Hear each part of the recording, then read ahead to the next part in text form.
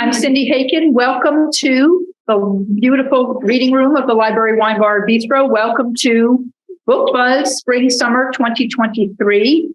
Right on cue, the weather turned. If you're in the Connecticut area, you know that out of the blue, it is now sunny and over 50 degrees after the snow. So we're very grateful for that. Just a few housekeeping things, and then we'll get going. I want to obviously thank the Library Wine Bar and Bistro for co-sponsoring this for us so that we can be here and out in the community. When this program was first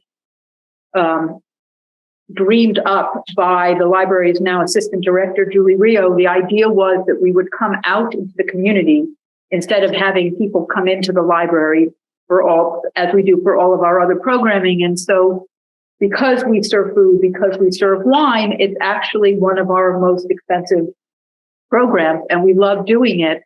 And we did it, as many of you know, at the Wallingford Victorian Inn for every single session until the pandemic. And then after the pandemic, the inn closed. It's been purchased by Choate, and we don't know what it's going to look like once Choate finishes renovating it, but maybe we'll be able to go back there for some time. But we came here, and then you all know that in the pandemic, prices have gone up a lot. So many of you came to our first in the library Book Buzz program last fall, and Leah did a great job with the community room, and I think it was nice. But it's wonderful to come out into one of the town's beautiful spaces, and we were trying to figure out what to do.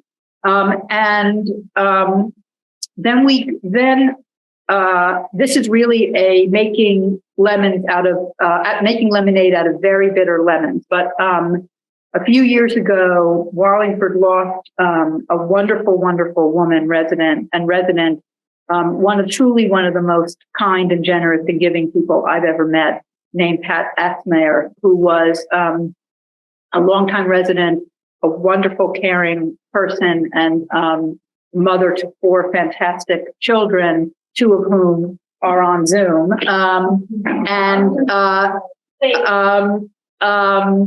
And Pat was a big reader. She came to all the book programs. She loved this program. And last fall, I got an email from the Axmayer children saying that they wanted to sponsor Book Buzz in her memory for several years, which I couldn't believe. They've done some other wonderful book related stuff for the library, but I'll talk about that another time because it's still happening. So we are able to be here courtesy of the memory of Pat Axmayer and her wonderful children. And I just, from the bottom of my heart, thank you. And I just want to acknowledge that. This is the first one we're doing with the sponsorship money, and I miss her all the time. So we're going to talk about books that are coming out starting next Tuesday. Those of you who've been here before may remember, in the US, books come out on Tuesdays, every Tuesday, unless you're James Patterson and your books come out on Monday, because you're James Patterson. So the publishing window for this Book Buzz session is March through August, and the first Tuesday in March is actually next Tuesday. So none of the books that we're going to talk about are out yet, but some of them are coming out very soon. The way we're going to do this is I have these 9 handouts, and they are going to be, these contain, I think I did the math right on this, 512 books in total. Okay? We're not talking about all 512, don't panic. They're organized by genre, so just very quickly, on the fiction side, there's literary fiction, popular fiction, mysteries and thrillers, and I'm just going to pause and ask for you to think about this and then get back to me later. Mysteries and thrillers is a very popular handout for you lot. And mysteries are almost a different kind of genre than thrillers, right? Mysteries, you have cozy mysteries and the police procedurals and all that stuff. And thrillers now have become in the post-Gone Girl world are psychological thrillers and unreliable narrators and all that sort of stuff. And that category, I have the most trouble fitting into the 59 slots per handout that I have. I had well over 100 books that I had to whittle down to 59. And I did it. I got very stern with them. It's like, what will they want? What will most appeal to them? And I just said, nope. And I got it down. But if it would appeal, if you would like me to separate mysteries and thrillers, I would be happy to do that going forward. Just think about it and let me know another time. Beach Reads, which we introduced last spring and summer for the first time, and was the most popular handout we did last time. So Beach Reads is now back in rotation every spring and summer. And then other fiction, the catch-all. Short stories and essays, that's fiction and non combined in one. Biography and memoir, history and politics, heavy on the history, light on the politics, and then other nonfiction. Those are the 9 handouts. They're going to be, this is a no judgment room. You can take, there's enough handouts for everybody to take every single one, or for you to take only the ones that you're really interested in, or to admit to yourself that you're really here for the booze and that the books are secondary, and take none. And it doesn't matter. We're not going to watch, okay? But Leah will have those out on a table, and you can take them at the end, okay? So, and you'll be able to see. They're beautiful, actually. I love these, and they're organized, just so you know. Sort of, they look like this. The people on Zoom got PDFs of these, so they've already seen them. The books are in chronological order by publication date, and then there's the title, the author, the publication date, a little picture of the cover so you could recognize it, and then a little 1-sentence summary of what it's about. Okay, so those are the genre handouts. Now, from those 512, I picked 20 to talk to you about today, and those 20 are the ones. Most of them are the ones that are generating the most pre-publication buzz in the book world. They're the ones that are going to be critics' darlings, or are going to be on prize lists, or are going to shoot to the top of the bestseller list. Sometimes, instead of choosing just for that reason, I think, well, how will, I've been here in Wallingford for 6.5 years, and I've gotten to know your reading inclinations decently. Every year I know them a little bit better. And so I try to pick books that I also think you all are going to genuinely want to read and be interested in. So I think all of these are going to do very well in terms of sales, but these 20, I tried to pick to balance some that I had to talk to you about because they're just big, and some of them that I think you all will be particularly interested in. I should say that when we do the spring, those of you who've attended before, there's a real rhythm to the publication year. Publishing houses know that the biggest season for book sales is in the fall, when people are buying books. Think about when you buy the most books. It's when you're giving them for holiday gifts. And you read a lot in the winter when it's cold and it's dark, right? And you need an inside activity. And so the big books, the books that they think will sell a cajillion copies and get all the best books of the year list awards, come out in September, October, and November, so that you buy them for the holidays and read them in January and February when not a lot is going on. The spring and summer publication season is more breezy than that, right? What books are you going to want to take on vacation? What books are you going to read on the beach or in the air conditioning when it's too hot to go outside? A lot more debut books come out, debut novels come out. Those are really hard to assess. If you don't have a sense of the writer's writing style, how can you know about a debut? So those are tricky. Lessons in Chemistry is a great example, right? I had Lessons in Chemistry in the handouts last spring and summer. That was a debut novel, but I didn't make it a notable 20. It wasn't notable. and look at what's happened to it. It's become a mega bestseller. So spring and summer is a little tricky. I will say that I'm more excited about these 20 than I typically am for the spring summer. So I'm often more nervous about this session than the fall winter. And I'm not that nervous because I feel really good about these books. You'll tell me afterwards if I'm right or wrong. There's some super interesting books coming out this spring and summer. And I'll point this out when we get there.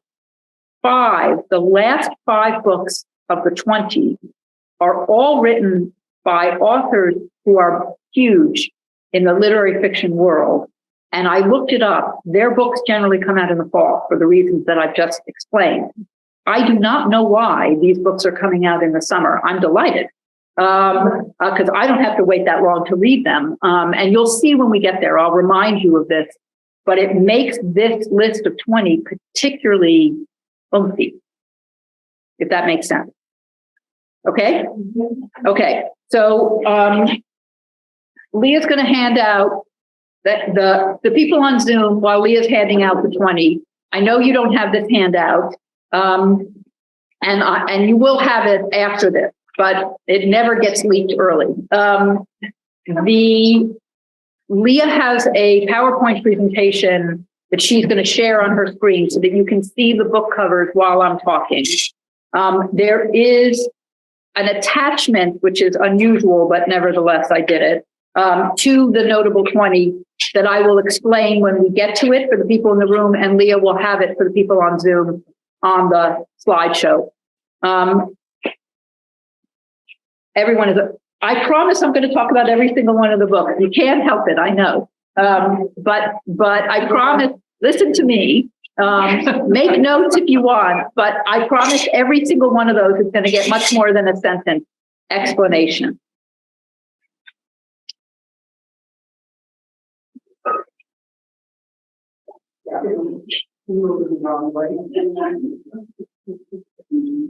For Sylvia. Sylvia, where are your sunglasses? No, I'm fine. It was on Judy, okay.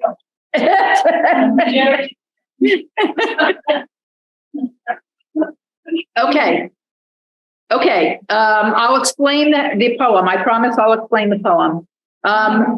The only last thing I want to say before we get going is please interrupt me with any questions, comments, or observations. I love to know what you're thinking as I'm going, and I love taking a break. Okay, so don't hesitate. And people on Zoom, I don't think I could hear you, but Leah will. But please, if you have a question or a comment, put it in the chat, and Leah will stop me and read it out.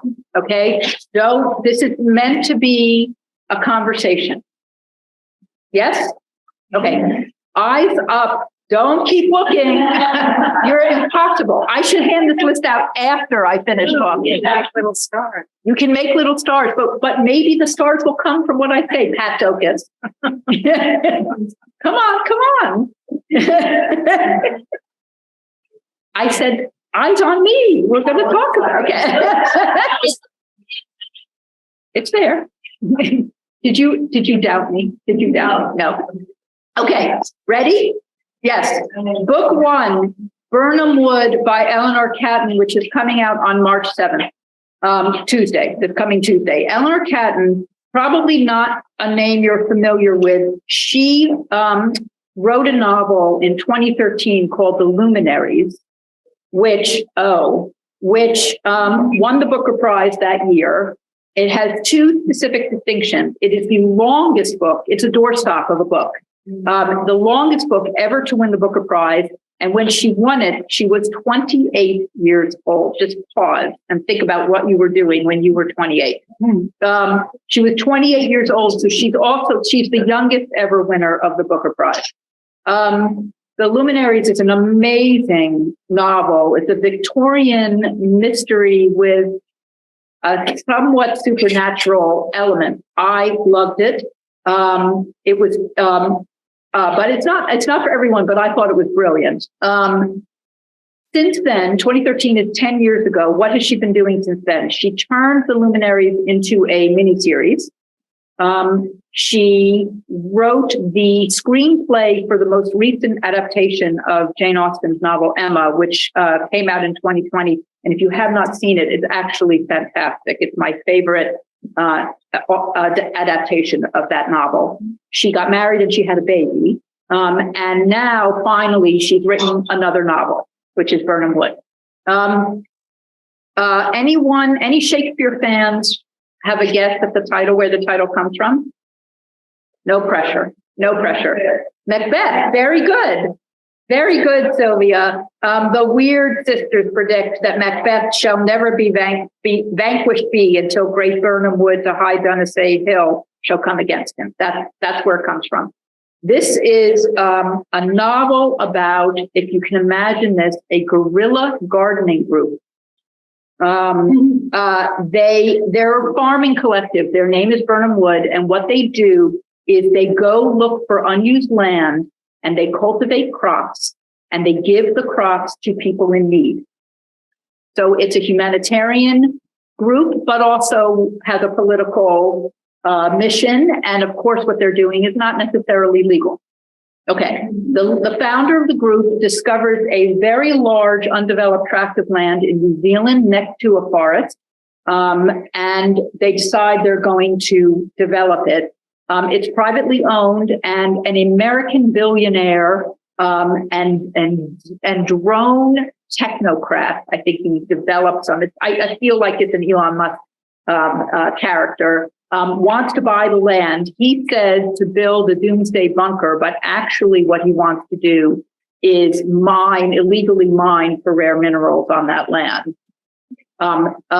He reaches out to the collective and he says, I'll let you do this as a charitable initiative. So they're making a deal with the devil, and it's about what happened.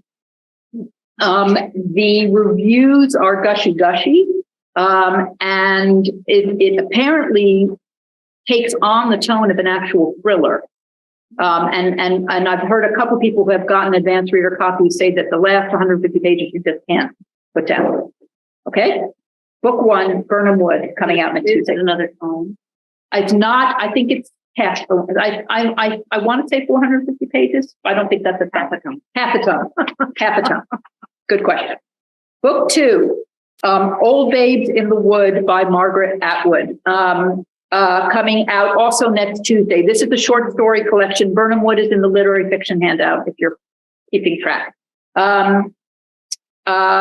Honestly, at this point, Margaret Atwood, almost anything she writes is notable.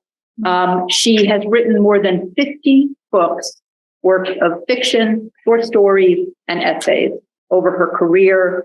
Of course, she's probably best well known for The Handmaid's Tale, which came out 1985, I want to say, and was a cult classic then, but has now become a thing, a cultural zeitgeist thing.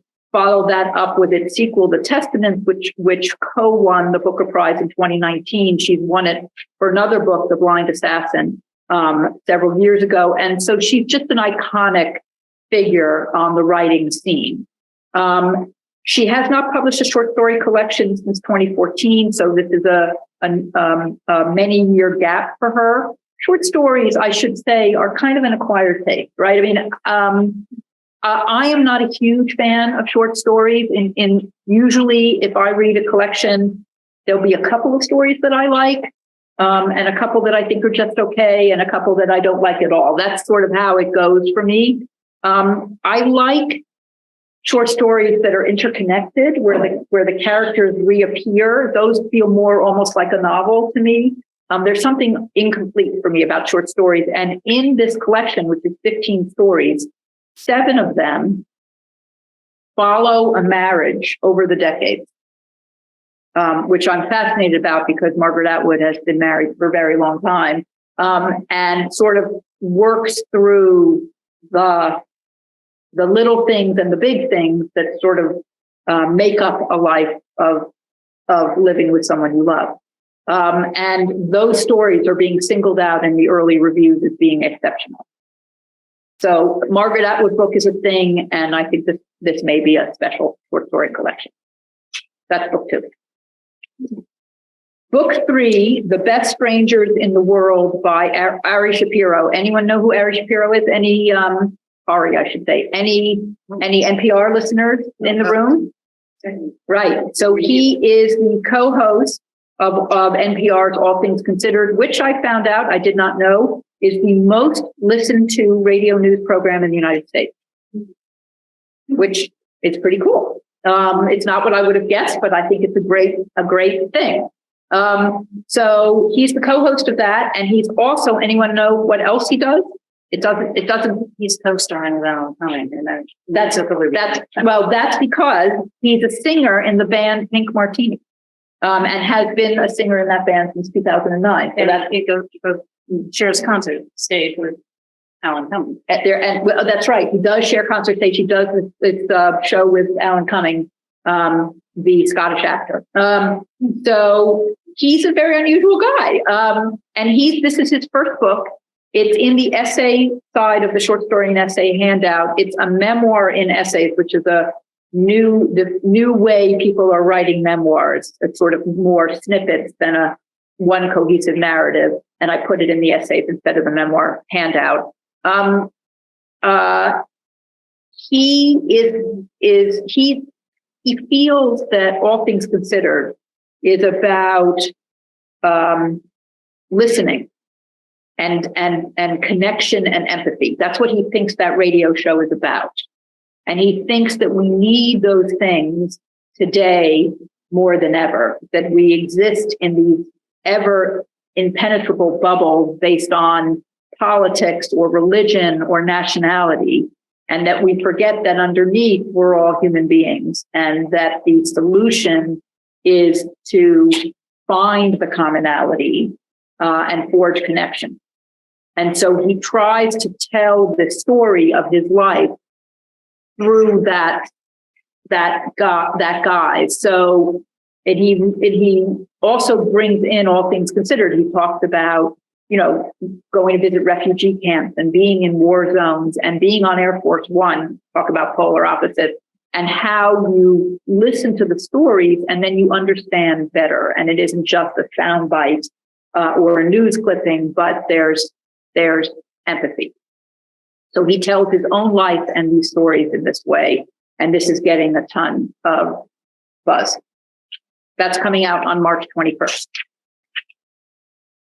Book 4 is Romantic Comedy by Curtis Sittenfeld, coming out on April 4th. And I should just say that the name of the book is so confusing, because if you type that into an Amazon search, and don't buy from Amazon, but if you type romantic comedy into an Amazon search, what comes up are romantic comedies, not the book itself. So it's a very confusing title, but Curtis Sittenfeld, you know her. By the way, Curtis is a her.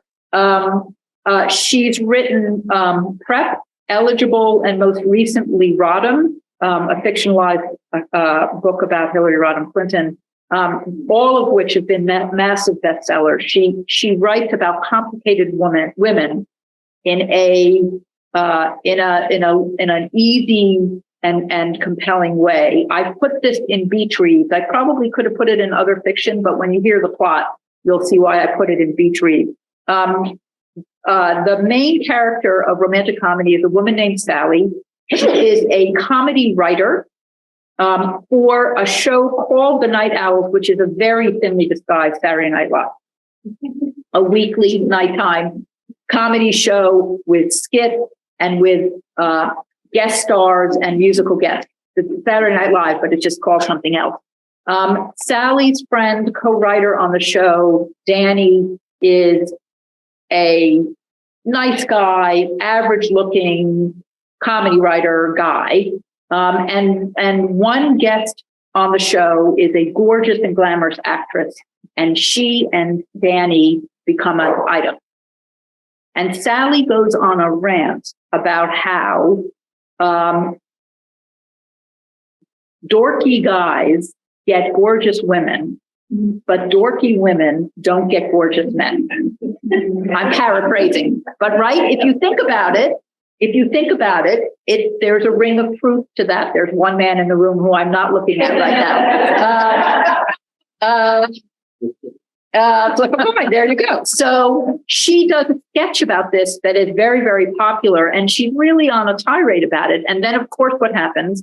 A gorgeous pop star comes onto the show named Noah, and she and Noah have sparks. And it's about what happens. Reviewers are likening this actually to Notting Hill. If you remember the movie with Hugh Grant and Julia Roberts, right? Shy, bashful. I mean, he looked like Hugh Grant, so this is not a good parallel, but right. But shy, bashful, unassuming bookstore owner and mega movie star fall for each other. So I think this is going to be this is showing up on a lot of most anticipated books list. This is like a great book to take away on vacation with you. I think we bought extra copies of this one because we think it's going to be really popular. Okay. Book 5, this is the first history book, is A Madman's Will by Gregory May, and it's coming out on April 11th. I should say, and this is not why I picked this book, Gregory May is someone I know. He was a lawyer for 30 years. He clerked for Supreme Court Justice Powell, and then was a very, very highly regarded figure in the New York and DC corporate tax bars. And I did some deals on the other side of him.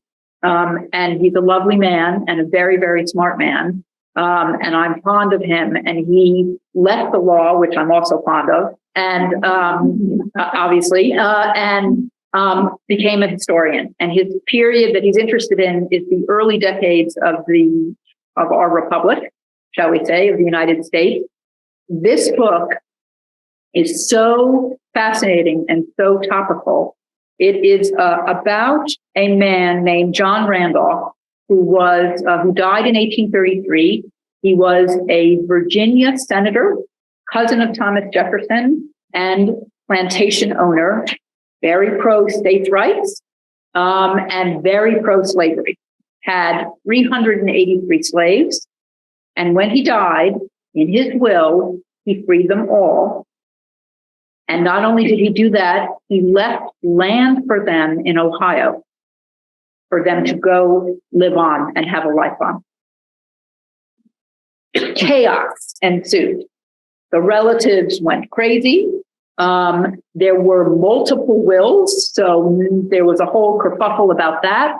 He was apparently mentally unstable, and so there was some question about whether he was in his right mind when he did that. Incredibly, the judge upheld the will, freed the slaves, and they went on their journey to Ohio. The book is also about them and about that journey and about what happened when they got to Ohio, which, spoiler alert, was not so great. So it's a fascinating history about a very interesting and complex man and this fact pattern, which is very unusual, and also, I think, as compelling today as when it happened. And that's why I think it will get a lot of attention. It already is getting a lot of attention. Okay?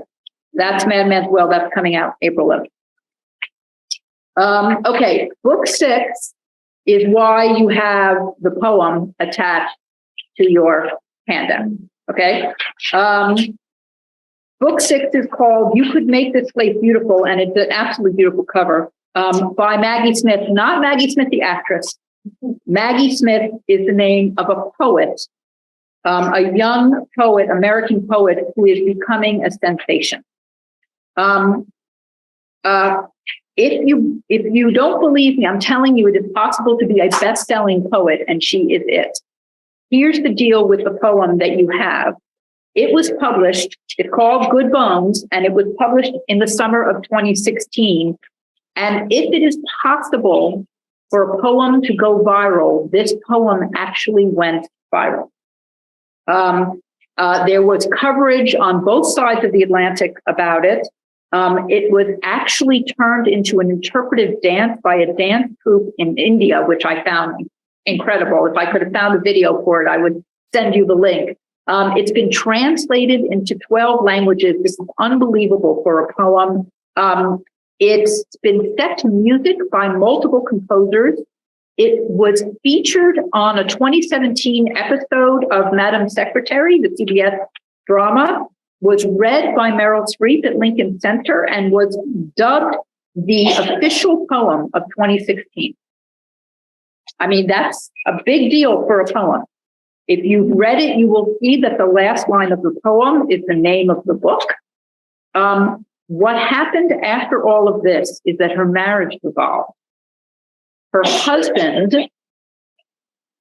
who wasn't so comfortable with her working outside of the home, really wasn't comfortable with her fame.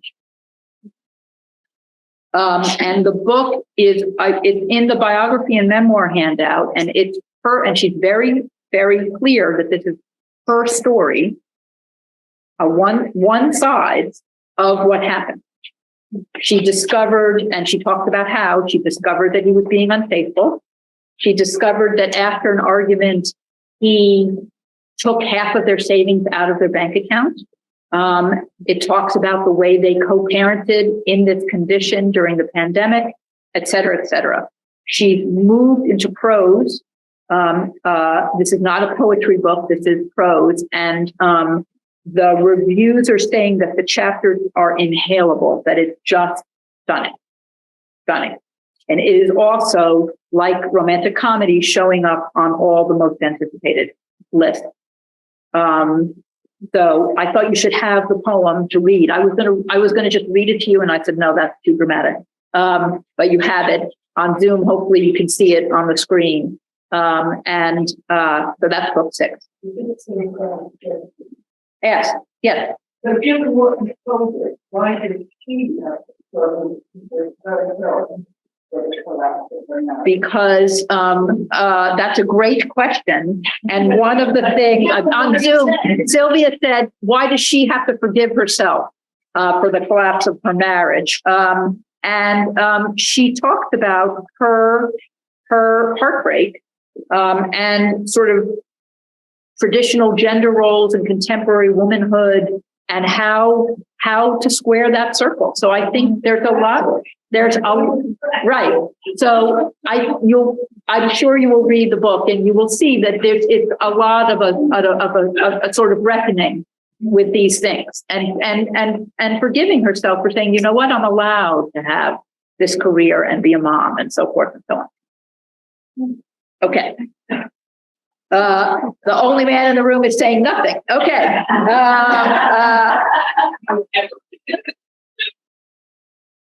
There's only one man this evening, too. I'm going to pick on him the same way, not to worry. Book 7 is The Wager. Oh, I forgot to mention this. In case this may be of interest to you, the New York Times Book Review has a podcast that's very interesting. It's free, and the episodes appear if you subscribe every Friday.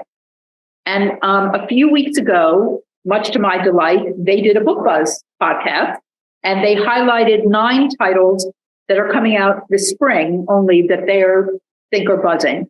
And I listened, and I don't know that I think that they're Wallingford and the New York Times think the same way about what's buzzing, which is fine. But there are 2 books in the R20 that were on their 9. The first one was Burnham Wood, the first book we talked about, and The Wager is the second one. David Grann is, this is in history, and this is a doozy. He is an incredible storyteller. His last book, Killers of the Flower Moon, which if you have not read, you must, is about the Osage Nation murders and the founding of the FBI. It is spellbinding, you just massive bestseller. So his next book was going to get a lot of attention. And when I tell you this story, you're right. I've already decided to buy this as gifts for a bunch of people. So this book is set in the 1700s. Well, the action takes place in the 1700s. In 1740, Britain and Spain were at war. And in a secret mission, a ship left England to go after a Spanish treasure ship that had a ton of, gold on it. In January of 1742, so how many months later, a makeshift little vessel with 30 barely alive, emaciated men on it came off the coast of Brazil.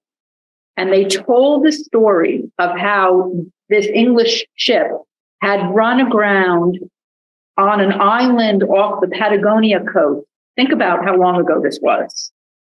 And they had scavenged for food and tried to survive. And these 30 men had left, it's something like it took them 100 days in the ship that they had built to get to the coast of Brazil. And they were hailed as heroes for surviving and for coming back to tell the story. 6 months later, another little decrepit vessel with 3 emaciated men shows up on the coast of Chile and says, no, those 30 were mutineers. They weren't heroes. They mutinied against us, and we're the survivors. Okay? The Admiralty convened a court-martial to find out who was telling the truth and what happened. And that's it. I'm not telling you anymore. But here's extra. This is why this is going to be mega.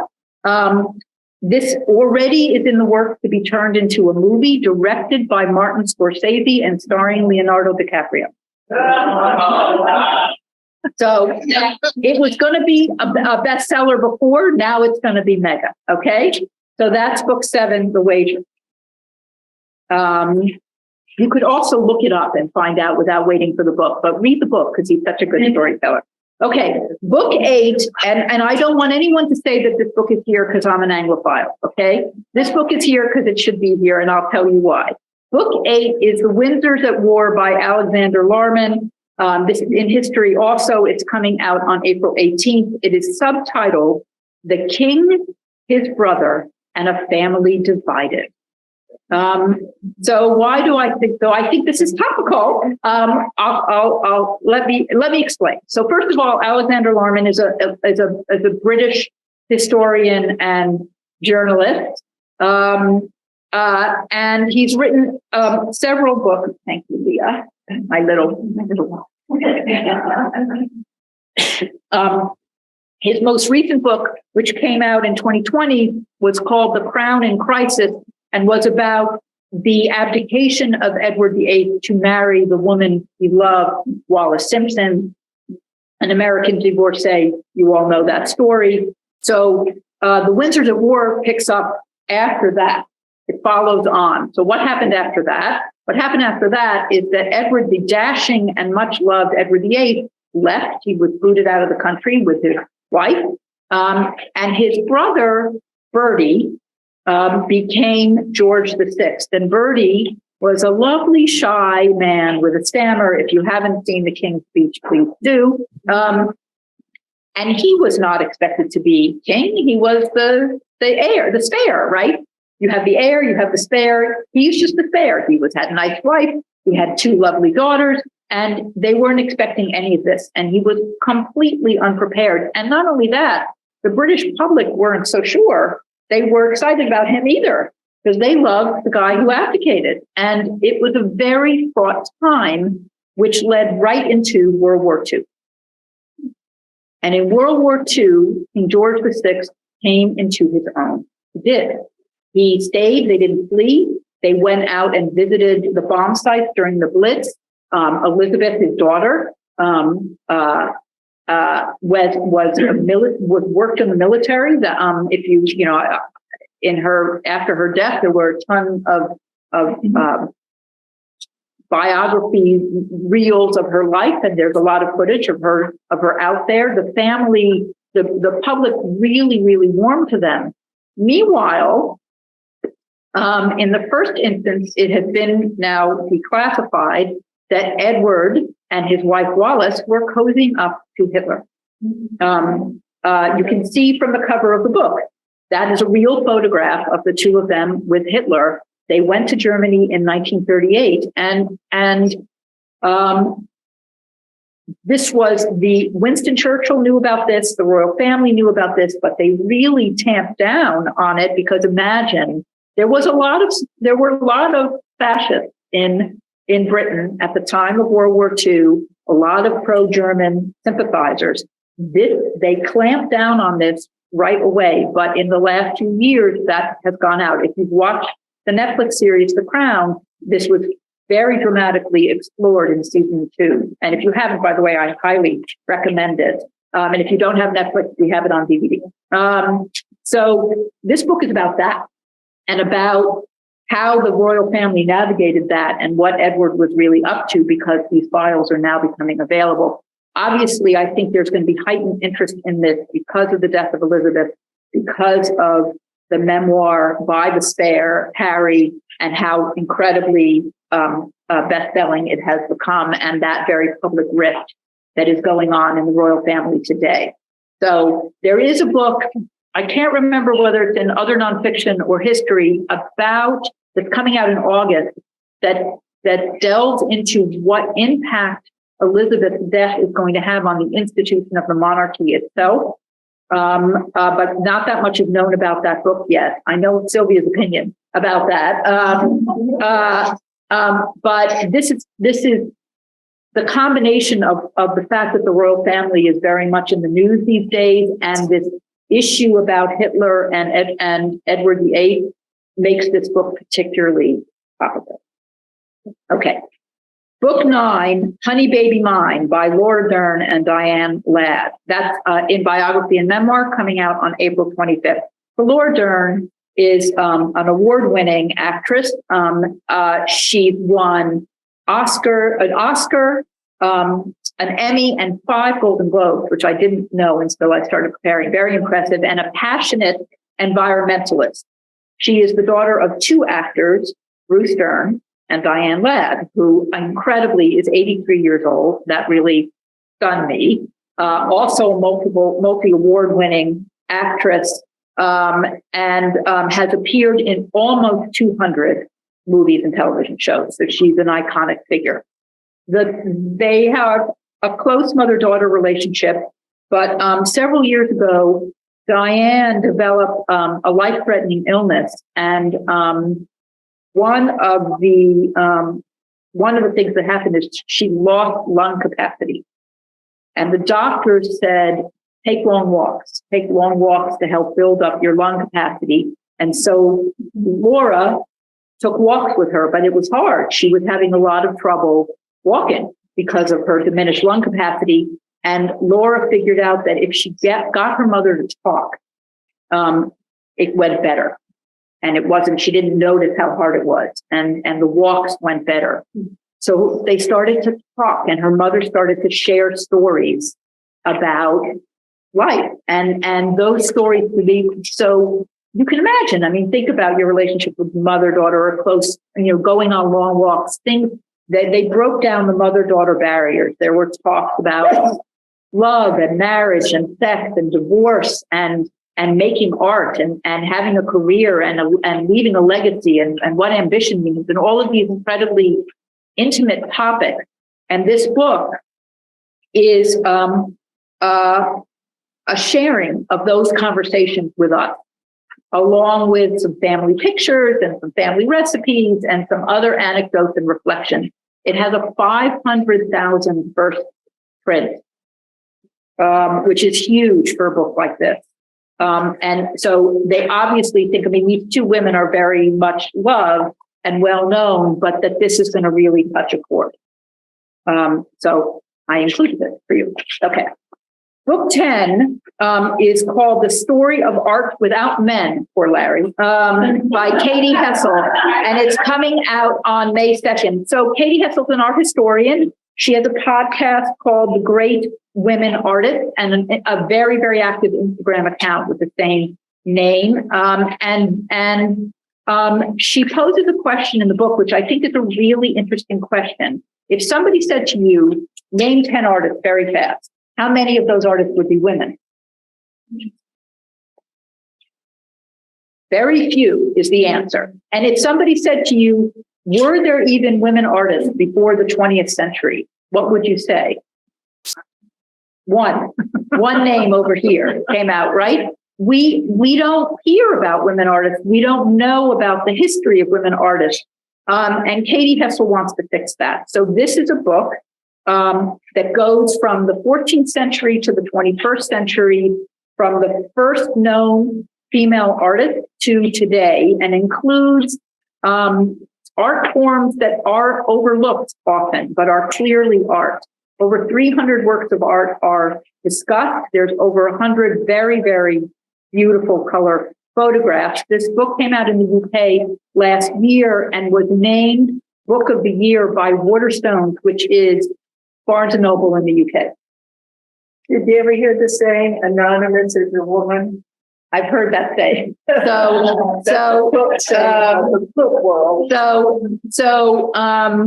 Right. This is finally coming here. Everyone's been talking about it, and it's coming here on May 2nd.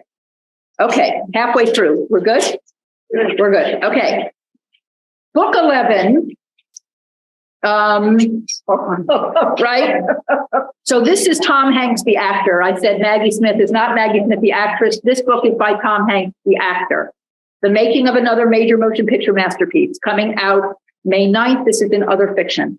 Tom Hanks doesn't need an introduction. He's amazing. He's wonderful. He's so talented. He's so terrific. He's gush, gush, gush, gush, gush. But you may or may not know, the people in the Thursday Night Book Club do know that he is a writer. And he published several years ago a book of short stories that I liked, I should say, to come back to what I said before about short stories, called Uncommon Type, which I highly recommend that you listen to the audiobook of, because he narrates it. And if you listen in your car, it's like Tom Hanks is sitting next to you in the car telling you a story, which is pretty cool. So he's now written his first novel. Here's the novel. In 1947, after World War II, a man who is burnt out and shell-shocked by World War II comes home. He meets for the first time his precocious 5-year-old nephew. He makes quite an impression on the nephew, and then he just disappears. He can't handle being engaged in society. Fast forward to 1970, that nephew is now 28. He is a comic book creator living in California. The uncle resurfaces, they reconnect, and the nephew creates a comic book about a World War II hero based on his uncle. Is it Captain America?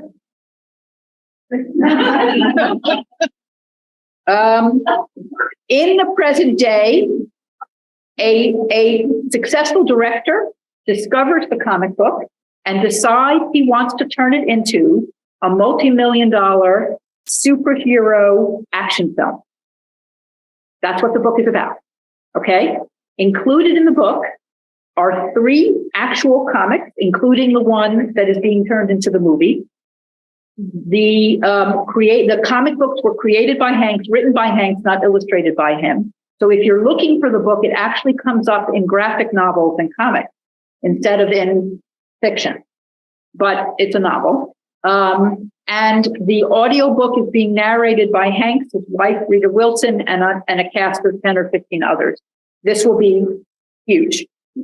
If there's no doubt about that, this will be huge. Book 12. Okay. So here's a little tidbit about how the publishing world works. 3 or 4 weeks ago, I attended a spring-summer book buzz event by HarperCollins. 90 minutes of HarperCollins marketing team telling me and other librarians their big books of the spring, summer, and some fall hints. Okay? Great. And I was like, great. That was the last one I watched before I started making my lists and started working on the handout. 2 weeks ago, HarperCollins announced Queen Charlotte by Julia Quinn and Shonda Rhimes. And I had to rearrange my handout. And I could not believe that they held this back, but that happens sometimes. They want to make a splash with a book. Why is this book in the notable 20? So Julia Quinn is a romance writer, not romantic comedy, an old school romance writer. She writes Regency England romances. She went to Harvard. She was going to Yale Med School. While she was waiting to start med school, she wrote a couple of romances and sent them in, found a publishing house to take them. And she started at Yale Med. She said, what am I doing? She quit, and she has never looked back. And she's massively successful. Among her most successful books are 8 books about the Bridgerton family. Please tell me that name means something to you. In 2023, Shonda Rhimes, the massively successful creator of Grey's Anatomy and Scandal, cut an eight-figure deal with Netflix, and the first series she brought to Netflix was Bridgerton. The first 2 seasons were beyond anyone's expectations successful. The third season is either being filmed now or in post-production. I don't know, but it's happening. And in the meantime, one of the lesser characters in the Bridgerton series is Queen Charlotte, the wife, the historically accurate wife of George III. You know, George III was the king we left over. And she's become a very iconic figure to the series. And so much so that they developed a prequel series about her and about her meeting, marrying, and falling in love, which she actually did with George III. And now they've decided to write a book, right? So this is like the books spawn the series, spawn the prequel series, spawn the prequel book. But this will be a massive bestseller because it's part of there's now a huge fan base for this series. And this is the first time that Julia Quinn and Shonda Rhimes have collaborated in this way. The trailer for Queen Charlotte dropped. I don't remember when the series is actually coming out, but the trailer has already generated a ton of buzz. So that's Queen Charlotte coming out May 9th. Book 13, King a Life by Jonathan Eig, coming out May 16th. This is a biography, the first major biography in decades of Martin Luther King Jr. Jonathan Eig is a former senior writer for the Wall Street Journal and has written massively successful biographies of Lou Gehrig, Jackie Robinson, and Muhammad Ali. So he's a known figure in the biography world. There are recently declassified FBI files on King, and he has used those files to create what the early reviews are saying is the most comprehensive biography of the civil rights leader that has ever been written. Obviously, he's never really stopped being an iconic figure, but these days, the concept of him is as dominant as ever. Here's a quote from one review. This is a masterclass in biography. Eig's knowledge of the subject matter is scholarly. His discovery of new and untapped historical sources is relentless, and his prose is gripping. So, you know, there are a lot of books about Martin Luther King Jr., but there hasn't been a biography in a while. The declassified FBI documents are generating a lot of interest, and this book is generating a lot of buzz. Book 14 is the only mystery slash thriller in the 20. I have a hard time picking notable mysteries. It's rare that a book, right? The mysteries are there another book in a series, or they're one of, unreliable narrator, psychological thrillers, or it's very hard. It happens, but it's very hard to have a mystery stand out. And none of you, I suspect, have heard of Barbara Abel. And I'm going to tell you why I picked this book. So she's Belgium. She's a massively successful thriller writer in Belgium, and she writes in French. She doesn't write in English. This is the first book of hers that's come to the United States, translated in English. And the reason why it's generating so much buzz is that it's already been made into a movie starring Anne Hathaway and Jessica Chastain. So there's going to be a big, those are two significant leading ladies. Let me tell you what it's about. Two couples, best friends.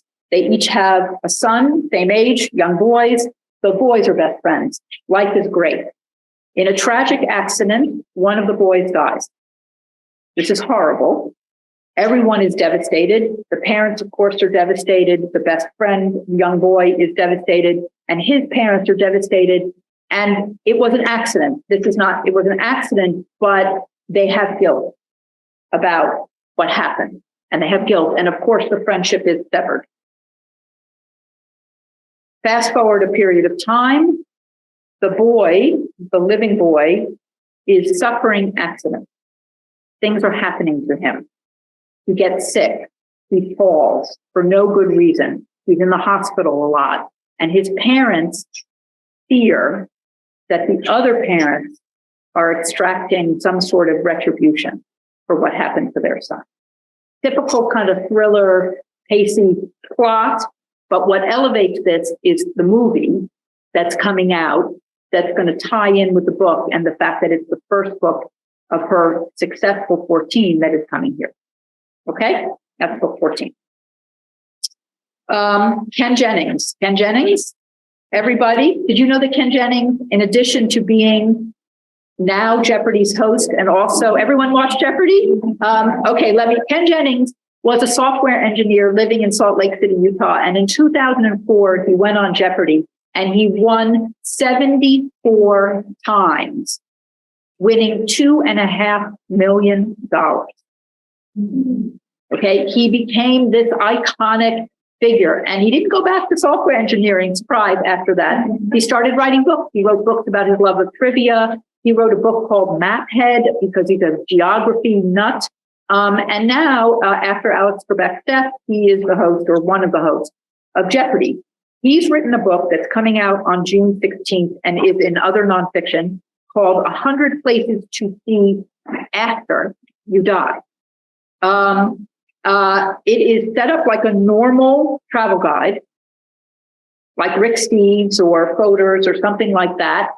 But instead of telling you where to go in Southeast Asia, he's telling you, taking you on a 5,000-year history of the afterlife, starting with, the Epic of Gilgamesh and Dante's Inferno, but going all the way to The Simpsons and Hadestown and The Good Place and pop music references and video games that all deal with the afterlife.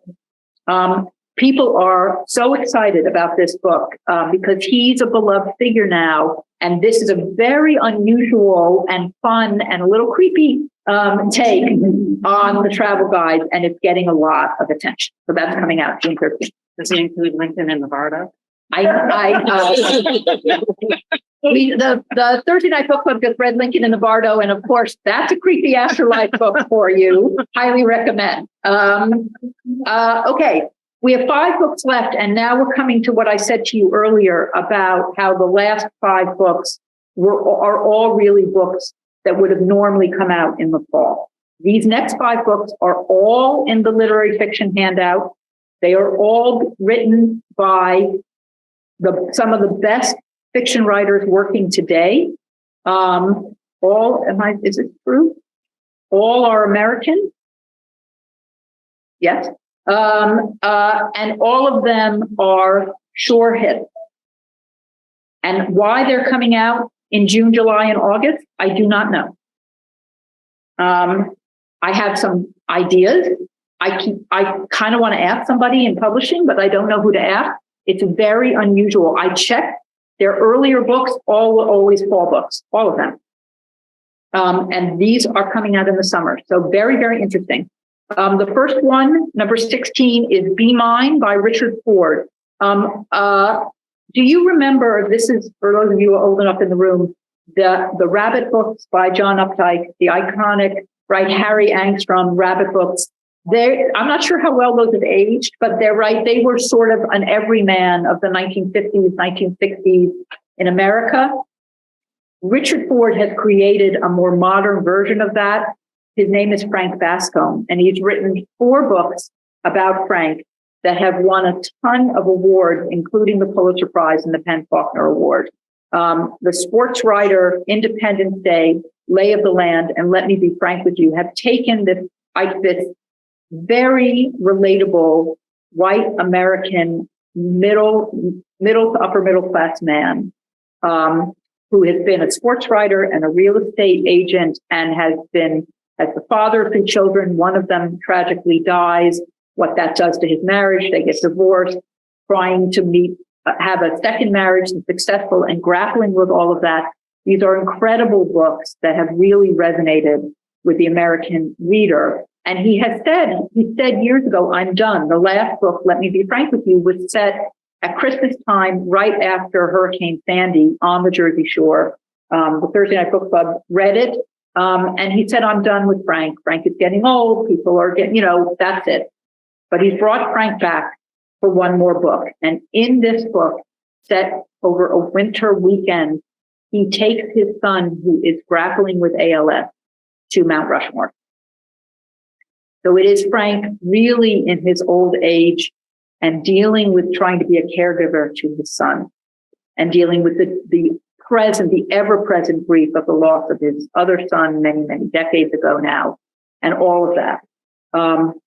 People are beside themselves that he's written another Frank Bassman book because no one expected it. And that's coming out on June 13th. The next one is I Am Homeless If This Is Not My Home by Lori Moore. Lori Moore this is a quote from a review about Lori Moore.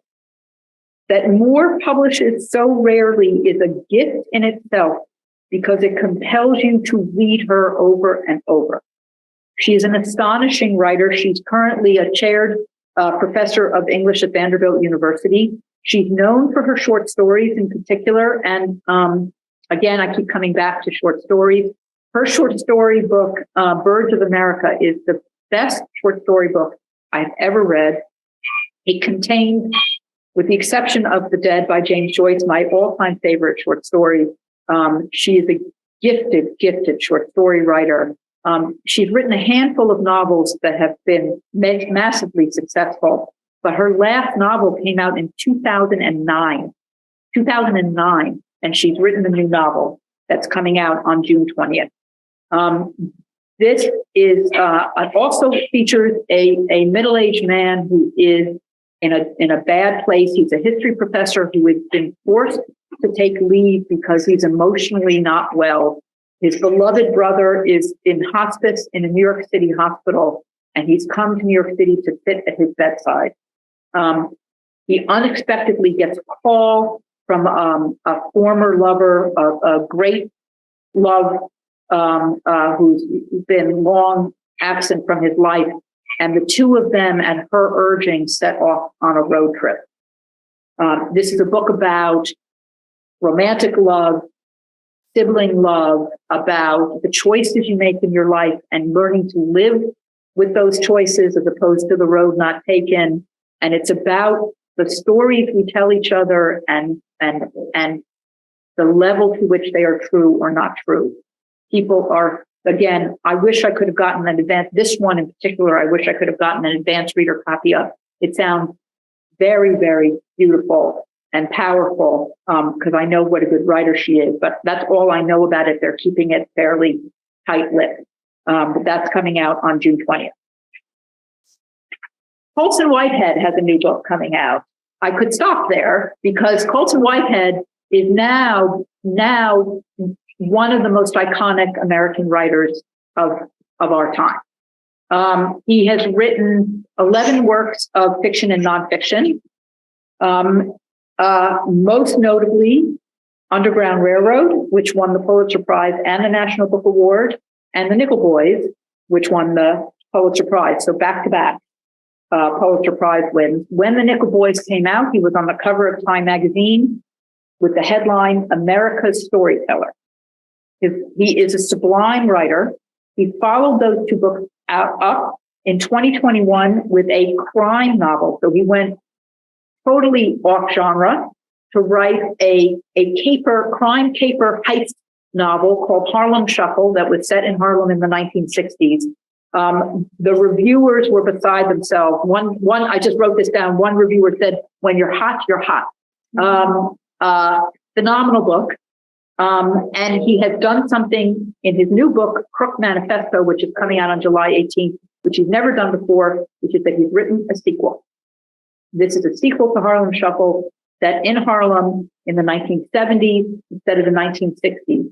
Our main character is Ray Carney. He's a used furniture salesman. He's a loving husband. He's a father. He wants to succeed. He wants to be a successful businessman and elevate his family and his life, but he does a little bit of fencing on the side.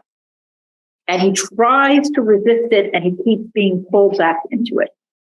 I would recommend reading Harlem Shuffle first if you haven't, but Crook Manifesto will be a massive bestseller and is coming out in July. Two more. I'm telling you, these authors, like, you can't believe it. So the next book is The Heaven and Earth Grocery Store by James McBride, which is coming out on August 8th. James McBride is an award-winning best-selling author, screenwriter, and musician. He is a distinguished writer in residence at NYU. His first book was a memoir called The Color of Water. I suspect you have heard of it. It came out in 1996 and spent 2 years on the New York Times bestseller list, and is now sort of required reading in high schools around the country. It's about biracial upbringing. And he's followed that up with a string of incredible novels. His first novel, Miracle at St. Anna, was turned into an Oscar, into a 2008 movie by Spike Lee. His 2013 novel, The Good Lord Bird, which is about the abolitionist John Brown, won the National Book Award and was turned into a Showtime miniseries starring Ethan Hawke. And his last novel, Deacon King Kong, which the Thursday Night Book Club read, was an Oprah Book Club pick and a massive bestseller, and is incidentally my favorite of his novels to date. This new book is set in a rundown neighborhood called Chicken Hill, in a town called Pottstown in Pennsylvania.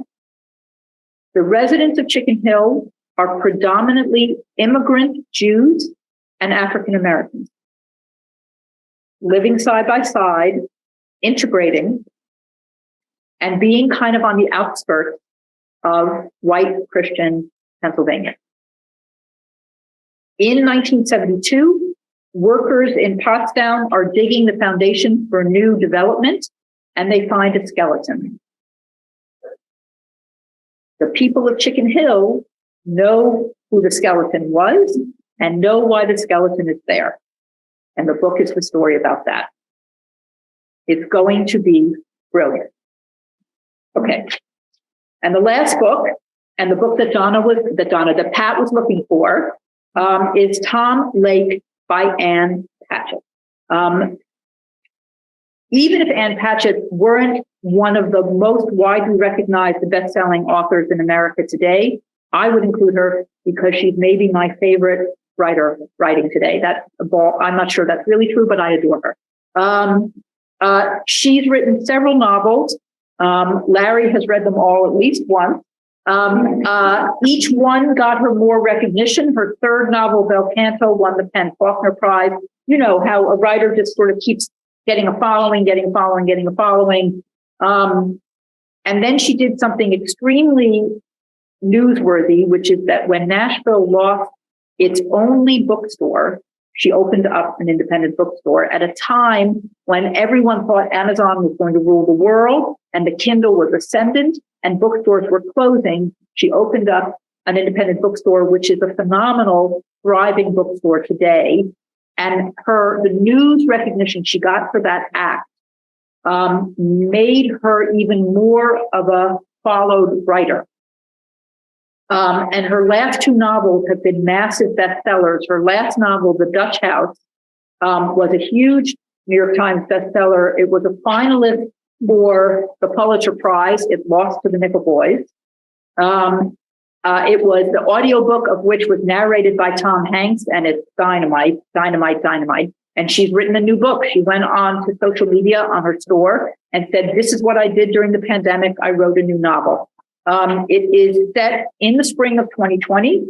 A woman and her daughters go to their family home in upstate Michigan to get away from the pandemic. Her daughters asked their mother to tell them about when she was younger, she was an actress and she had a romance with a famous actor. And they asked her to tell them about that. And she does. And learning about this aspect of their mother's life causes them to reflect on, how much do we know about our parents before they were our parents, right? About the difference between young love and married love, and about the relationships we have with the people we love. This will be a huge bestseller. And just for extra, this time, the audiobook is being narrated by Meryl Streep. Oh. I mean, when I heard that, I almost fell over. Okay, there are your 20 notables for spring summer 2023. Now, really, you did not interrupt me enough. Questions, comments, observations? Leah, is there anything on Zoom? Waiting. Okay, anyone on Zoom, throw stuff in there. And I'm going to ask this, so think about this. Imagine the 20 books on a bookshelf. You walk in and you have 60 seconds to pull one of them to read first. Which one? Pat. Madman's Will. I love them for. Great. Yeah, that's the wager is David Grant. That's okay. Madman's Will is good too. Others? Which one first? Romantic comedy. Figured. Heaven and Earth grocery store. The Heaven and Earth grocery store. Yeah, it's going to be great. Amazing. I have a question. Yes. Librarian. Yes. I know the publishing at a different schedule. You get access to publications prior to that, or how you know what you don't? So we order, almost all of these books have already been pre-ordered, but we won't get them. We won't get the physical book until right before the publication date. I have access to advanced reader copies if I beg, more electronically than in print. A lot of librarians are whitelisted on a platform called NetGalley and Edelweiss, which gives us access to the e-galleys of these books. I am not a fan of electronic. I am an old school about electronic reading. I don't read electronically. So I just mostly do a lot of research. There are a lot of early reviews that librarians and booksellers have access to that give color, but sometimes they really keep the books very tight wrapped. In the chat we have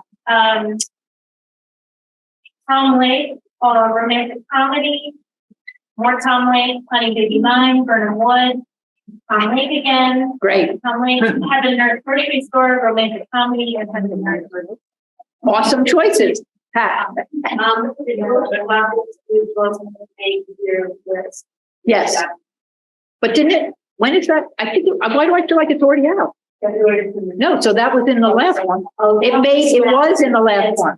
I did make the last one, yes, and it just came out. Anything? Yes. Heavy Nerve. You know James McBride? You're kidding.